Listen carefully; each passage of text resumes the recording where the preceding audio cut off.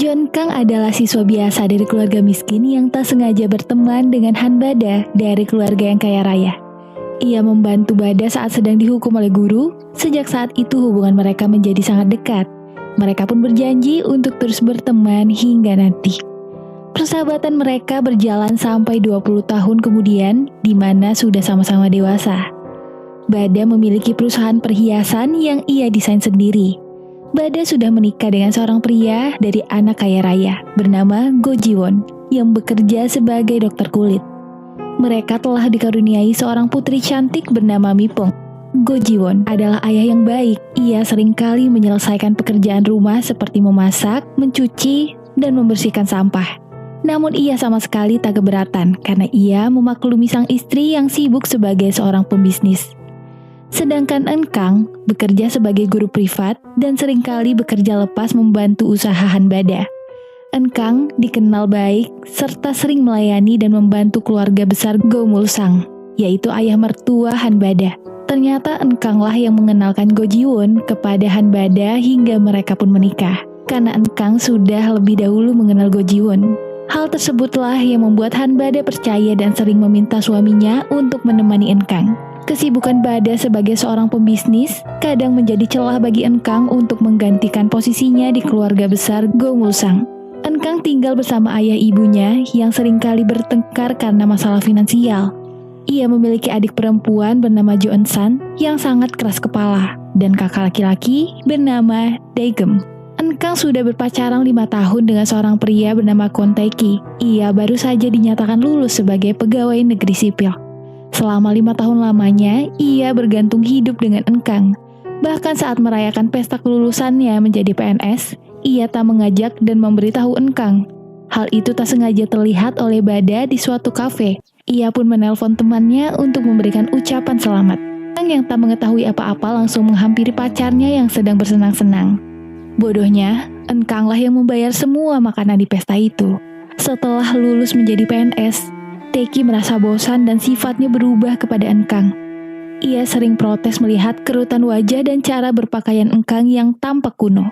Tae-ki sangat benci saat berkumpul dengan Ji-won dan Bada, karena saat itulah sangat terlihat perbedaan kasta antara mereka. Eun-kang hanya menahan batin melihat kasarnya sifat Tae-ki kepada dirinya. Ialah yang selalu mendukung dan menemani Tae-ki saat tak memiliki pekerjaan tetap. Jo Eun-san, adik perempuan Eun-kang, seringkali berkelahi dengan ibunya karena sifat keras kepala mereka berdua. Eun-san baru saja bekerja di salah satu perusahaan barang bekas milik keluarga Go Mul-sang yang dipimpin oleh menantu laki-lakinya yang bernama Ji Nam-chul. Eun-kang yang membujuk Ji Nam-chul agar dapat menerima sang adik, namun hal ini harus dirahasiakan dari Bada. Karena Eun-kang mengaku bahwa adiknya bekerja di firma hukum, sedangkan ibunya membuka restoran di pinggir kota. Eun-kang seringkali tak jujur mengenai masalah hidupnya kepada Bada sahabatnya sendiri. Ia selalu ingin terlihat sama seperti Bada. Hal ini pula yang membuat Tae-ki ingin mengakhiri hubungan bersama Eun-kang. Ingin bersama Eun-kang. Eun-san seringkali memperingati kakaknya agar memutuskan hubungan dengan pria itu. Namun Eun-kang enggan melepaskannya karena tuntutan umur yang sudah tua, sehingga ia harus segera menikah. Namun tidak dengan Tae-ki, ia malah berkencan dengan wanita lain di saat Eun-kang sedang menunggunya pulang di kediaman Tae-ki. Hingga suatu hari tak sengaja Eun-san memergoki pacar kakaknya sedang berselingkuh dengan wanita lain. Ia pun segera memberitahu Eun-kang dan meminta cepat memutuskan pria itu.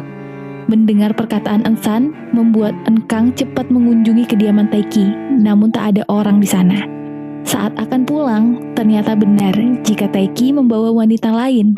Tae-ki mengatakan jika Eun-kang adalah kakak perempuannya. Walaupun sudah tertangkap di depan mata, Tae-ki terus mengelak dan mengatakan jika mereka hanya teman kantor biasa. Karena Eun-kang terus memojokkan Tae-ki, ia pun membanting ponselnya sendiri agar tak diperiksa oleh Eun-kang. Walaupun pacarnya sudah selingkuh, tapi Eun-kang tetap enggan berpisah. Eun-san bersifat sangat ketus terhadap bosnya sendiri. Karena sebelumnya mereka pernah bertemu saat Eun-san sedang bekerja di tempat pengisian bahan bakar umum. Saat di rumah, Ji Nam-chul seringkali merasa tak dihargai oleh istri dan keluarga besarnya. Bahkan saat ayah mertuanya mengetahui jika Ji Nam-chul memecat akuntan lama mereka, Go Mul-sang langsung mendatangi kantor dan marah-marah di sana. hanya karena ada beberapa besi yang tercecer. Tak segan-segan ia memarahi Ji Namchul sebagai menantunya di depan para karyawan. Ensan yang awalnya sangat cuek kepada bosnya merasa heran melihat perilaku mertuanya kepada Ji Namchul. Ji Namchul berasal dari keluarga miskin, namun ia lulusan firma hukum dari Universitas Korea. Oleh karena itu, Go Mulsang menjodohkan dengan putri pertamanya. Hal itu juga membuat istrinya tak mau mengurus Ji Namchul di rumah dan selalu mengabaikannya. Melihat kondisi Ji Namchul kadang membuat Ensan heran dan tak tega. Ensan mencoba membantu menyembuhkan sakit yang diidap bosnya. Sejak saat itulah hubungan mereka menjadi lebih dekat dan sering makan bersama. Suatu hari, Ensan mendengar bahwa ayah kandung Namchul membutuhkan uang untuk pengobatan gigi. Namun sekeras apapun bosnya bekerja, ia sama sekali tak digaji dan memegang uangnya sendiri. Karena hal itu, Ensan memberikan uang kepada keluarga Namchul tanpa sepengetahuannya. Jelas saja ia marah dan takut jika nanti ketahuan dengan mertuanya. Namun Ensan bersikeras bahwa bosnya berhak mendapatkan hal itu dan dia akan bertanggung jawab akan hal ini semua. Ibu mertua Bada sangat benci kepada Bada yang selalu sibuk bekerja. Ia memaki Bada karena melihat anaknya seorang dokter malah melakukan tugas rumah yang seharusnya dikerjakan Bada. Suatu hari, karena ibu mertuanya tak diberi uang saat mengunjungi kantor Ji Namchul, ia malah mendatangi kantor Bada di mana saat itu sedang ada klien yang akan memesan perhiasan. Ibu mertuanya terus membuat ulah di sana, hingga akhirnya klien itu tak nyaman dan pergi meninggalkan Bada. Ia pun kehilangan uang dan juga pelanggan yang akan memesan desain perhiasan secara premium. Tapi ibu mertuanya tak merasa bersalah sedikit pun. Ia malah menjelek-jelekan Bada di depan Go Ji-won. Bahkan Mipung cucunya sendiri sangat membenci neneknya. Namun Ji-won tak pernah bersikap tegas kepada ibunya. Walaupun itu salah, tapi ia tak dapat menegur dan membiarkan istrinya terus dihina. Engkang mengantri sejak pagi hanya untuk membeli ponsel terbaru yang sangat diidamkan Taeki pacarnya. Karena sebelumnya mereka bertengkar hebat. Namun sebagai gantinya, Taeki mau mengunjungi undangan orang tuanya di rumah. Engkang memberikan uang kepada ibunya agar membeli makan malam untuk pertemuan mereka bersama calon yang akan ia nikahi. Tapi sang ibu malah mengambil makanan bekas di restoran dan membeli daging yang paling murah. Taeki terkejut saat melihat kondisi rumah Engkang dan cara orang tuanya menyambut. Ibunya terus membahas pernikahan karena mengingat umur Engkang yang tak lagi muda. Entah mengapa, acara makan bersama saat itu menjadi kacau dan membawa kesialan bagi Taeki. Setelah makan bersama itu, Taeki terkena diare dan terpeleset di toilet, sehingga membuat tangannya harus digips. Ia terus memarahi Engkang dan menyalahkannya. Ia menyesal mendatangi rumah yang hampir saja mau roboh.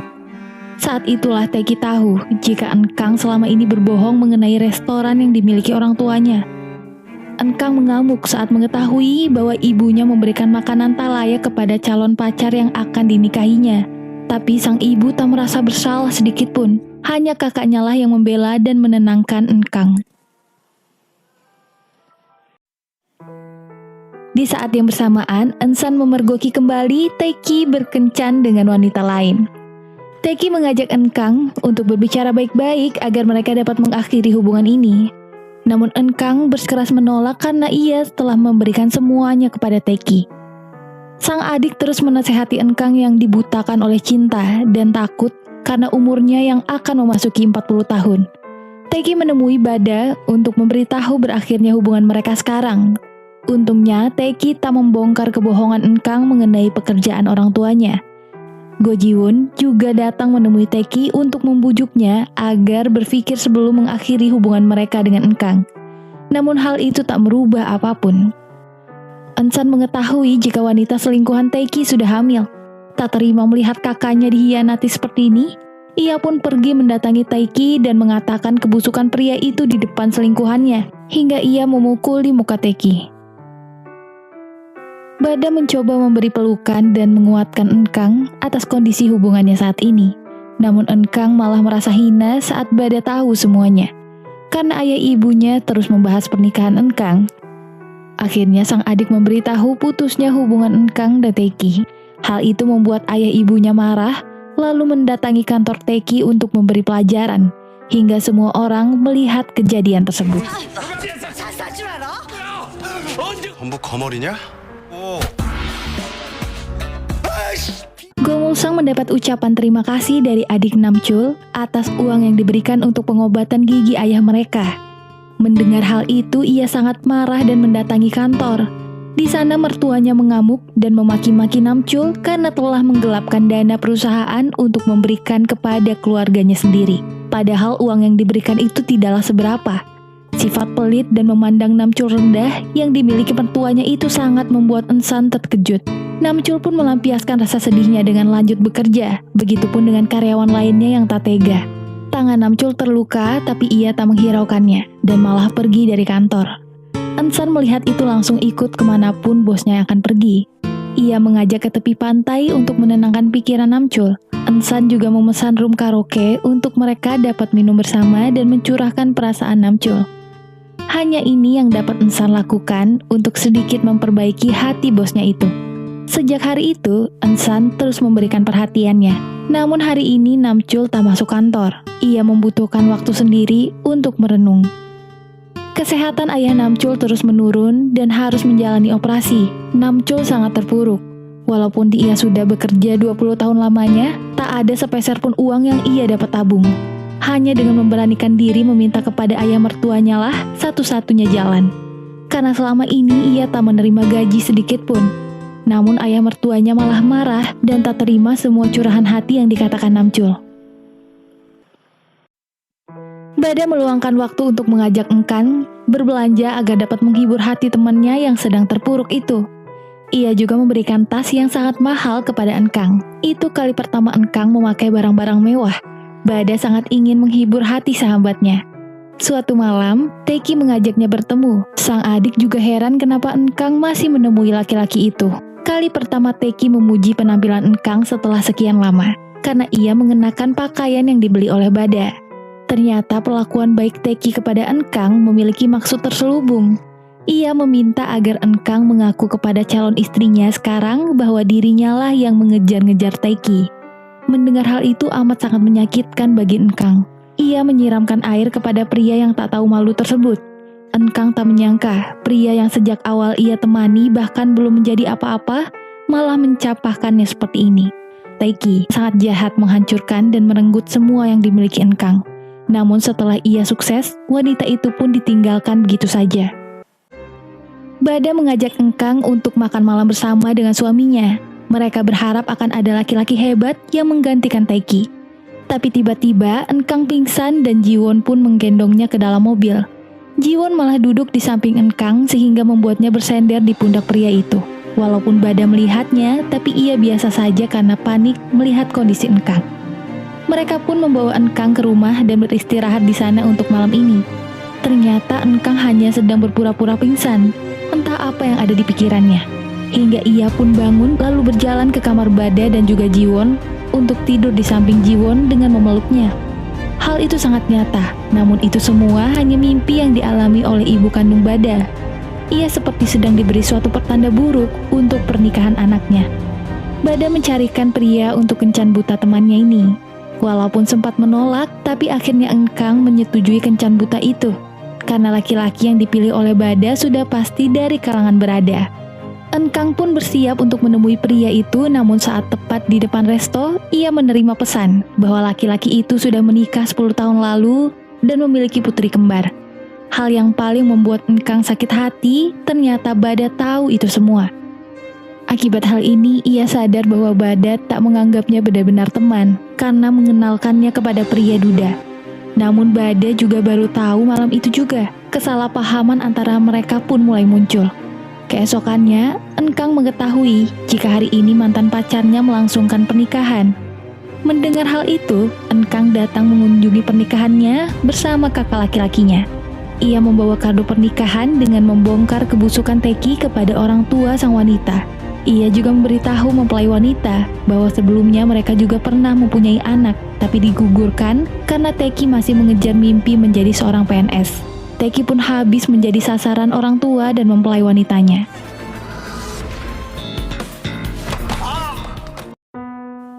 Istri Namcul akhirnya meminta kepada ayahnya sendiri untuk dapat memperlakukan suaminya seperti orang biasa. Ia meminta agar sang ayah dapat memberikan hak suaminya agar ia tak malu di depan anak-anak. Ternyata ayahnya melakukan ini semua agar Namcul tak meninggalkan Gemah jika kelak ia memiliki uang banyak. Tapi berkat obrolan itu, akhirnya ayah mertuanya memberikan Namcul semua buku tabungan, mulai dari untuk dirinya sendiri, uang pensiun, hingga tabungan pendidikan anak-anaknya. Ansan terus merapihkan meja bosnya walaupun Namcul tak kunjung datang. Ia mulai merasakan perasaan kepada Namcul, padahal umur mereka terpaut jauh dan Namcul sudah berkeluarga. Namcul sudah masuk kantor dan suasana hatinya kembali normal. Ansan mengajaknya berkemah lagi di akhir pekan ini. Akhirnya Namcul beralasan bahwa hari ini akan mengunjungi pemakaman orang tua rekannya. Go Mulsang sedikit heran melihat menantunya keluar setiap akhir pekan. Ternyata ia menjemput Ensang yang sudah menunggu. Mereka menuju suatu apartemen di mana Ensang telah meriasnya selayaknya sedang camping di alam bebas. Setelah sekian lama, akhirnya Namcul dapat merasakan bahwa masih ada orang yang perhatian dengan dirinya. Mereka saling berbagi cerita dan keluh kesah. Go Mulsang mencurigai perilaku menantunya itu karena minggu lalu ia berbohong saat akan mengunjungi suatu pernikahan di akhir pekan. Ternyata Ensang menyewa apartemen itu selama 1 bulan menggunakan uang kantor. Jelas saja Namcul marah dan terkejut karena jika mertuanya tahu ini dapat dilaporkan sebagai penggelapan dana. Saat itu pula Ensang mengakui perasaan cintanya kepada Namcul. Sekuat mungkin Namcul menolak karena menyadari hubungan terlarang mereka berdua dan tak harus terjadi. Namun, Ensan pula sekuat tenaga meyakinkan Namcul tentang perasaannya itu. Hingga akhirnya terjadi perselingkuhan di antara mereka berdua. Bagaimana kelanjutan kisah antara Enkang dan juga adiknya? Tonton video selanjutnya, jangan lupa like, komen, dan subscribe. See you!